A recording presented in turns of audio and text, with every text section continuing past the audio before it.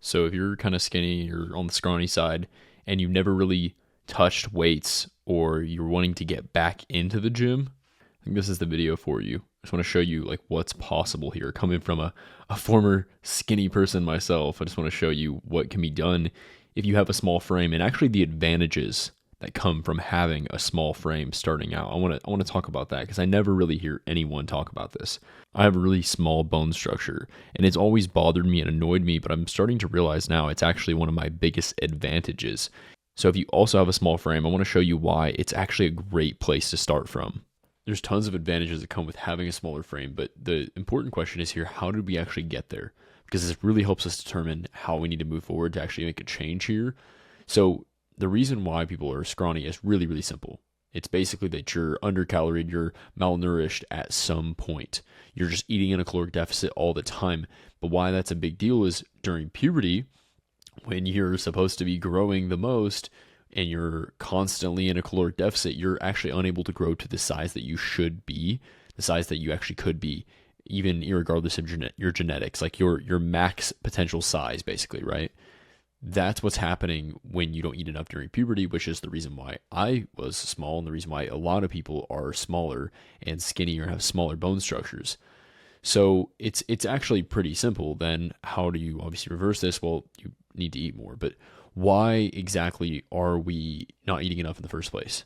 And I think that the real reason behind this is just due to appetite. So many people want to talk about metabolism and genetics and all these different things. Metabolism and appetite are essentially like two sides of the same coin because it just means, does your appetite support the metabolism that you have? If you have a metabolism that's really crazy and you're not eating enough food, then obviously you're going to remain in a deficit and you will continue to stay small. Again, it matters more when you're in your years where you can grow more. So again, this seems simple, but the reason I have to mention this is because you have to understand why we are the way we are, right? And how we can actually override that. Obviously, we have to then start eating more than our metabolism can handle. Really not that complex. That's just what a caloric surplus is. Not here to talk about how to bulk, but that is pretty much how it works. So because you have a small appetite, here's the advantages that you get right off the bat. First one is it's just going to be easier to stay lean because the amount that you eat and the caloric surplus or deficit is going to determine whether or not you are lean. So as you add muscle and as you bulk and put on more and more weight, staying lean or getting leaner afterwards is way, way easier. I had a much easier time cutting than I did bulking because lean is it's kind of like my homeostatic point, if you will. I don't know if that's how you say that. But it's basically like that's homeostasis for me, is being lean and small, right? So that is one of the big advantages, is being lean is going to be simple for you. And right now, though, if you don't have any muscle, you need to change that first. Another big advantage is if you start off lean and you're going to the gym, you're going to start seeing all the muscle that you're growing. You're going to see it instantly because you're not going to have a layer of fat that's hiding it. You'll be able to just see everything, which is really encouraging and helps you actually continue and stay in the gym. At least in my opinion, like I noticed when I first started out, seeing results quickly really helped me to get into the habit. So that's a huge advantage that you have there. Another advantage is that you can have a better shape without a ton of muscle. So if you have a really small waist, then getting that V taper, that look, is a lot easier because your waist is smaller. So in comparison, your back and your shoulders and all these things, growing will just make a huge difference and really, really, accentuate that kind of V taper, that look. So another thing, even like your arms, for instance, like I'll show you, like I can wrap my whole, I don't know why it's really hard to show this on camera. I can wrap my whole hand around my wrists. I have really small wrists, so my wrists are small. So therefore, as my biceps grow, they're going to look way bigger. So the comparison between the two things, because bodybuilding and building a physique, it's really all about shape. It's not just about pure size. It's about the comparison between the different muscle groups, the different body parts. So it's much easier, in my opinion, to pack on muscle onto a small frame and look more filled out rather than if you were way, way bigger. And mind you, I'm 5'11", so I'm not like short by any means. I'm not tall by any means. I'm kind of probably right there in the middle. But I think people who are shorter have an easier time filling out their frame. Well, it kind of applies the same way if you have a smaller bone structure as well. Everything will just look larger in comparison to if your like wrists or your ankles or whatever. I just have small bones. Another advantage that I've never heard people really talk about is the fact that you don't need to be super strong. Like, you don't have to move around a ton of weight in order to grow muscle. In fact, I'm not very strong, like you'll see in this video of me bench pressing. Like, I think the most I've ever bench pressed on a barbell, now I don't really do barbell bench, is like a plate and a 25 on each side. So I don't even know what that is. Like is that 185? Maybe something like that. 175. That's the most I've ever benched, and I think I have a decent chest.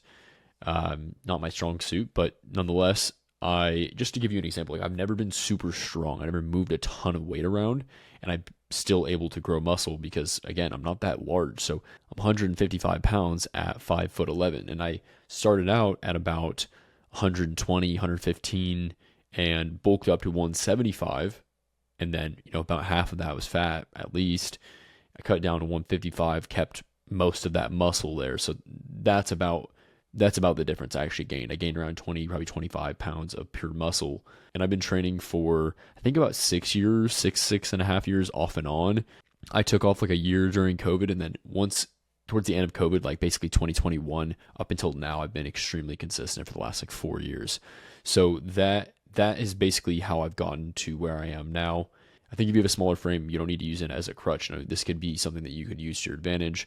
I'm just sharing this because I feel like younger me would have liked to have seen and learned these things. It would have made me probably start lifting and getting into this a lot earlier. So, and obviously there's going to be some disadvantages because naturally, since you have a small appetite, it's going to be hard to bulk. That's really the biggest struggle that you're going to deal with if you're trying to bulk and you have a small appetite. But a little pro tip is just to eat more fats in your diet. Fats are going to allow you to eat less food but get more calories in. So just raise up your fats. 1 gram of fat is 9 calories, 1 gram of carbs, and protein is 4 calories. So the difference there is a little over double.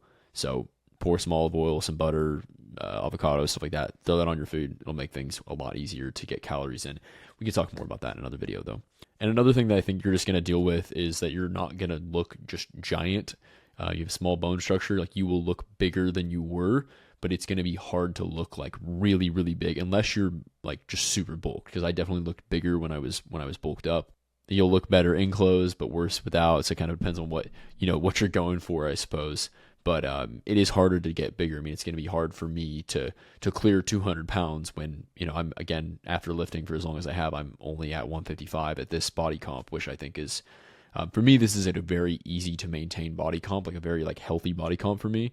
I'm not starving myself. And in fact, I'm actually bulking right now. Like, I'm slowly adding food in right now. But this is like a body comp that I would love to maintain once I get to the size that I would like to be at, which is probably going to take a while. I hope this is inspiring for you if you're skinnier, scrawnier, to show you that it's possible. You can put on muscle. You can make a huge, huge difference in the way your physique looks, just with some consistency. And honestly, I think that most people could achieve what I've achieved probably in 3 or 4 years rather than like 6. I think you could do it a lot faster. I just didn't know what I was doing with diet and training for the first few years. And now that I'm starting to understand my body more and more, it's just been getting better and better. So now I do plan on like documenting this bulk that I'm getting into now, because I didn't document my first one, which was pretty gnarly. It was 50-pound bulk. I'm planning on documenting this bulk a little bit more for my own learning purposes. But if you like want to see that, let me know. I'd love to share some of it and kind of show you what actual progress looks like when you have been training for like years and years and you're kind of through all the newbie gains phase and it's like really getting slow, and just putting on muscle naturally gets really, really hard once you're past a certain point. So that's basically what I'm going to be doing. I'm going to be recording that a little bit.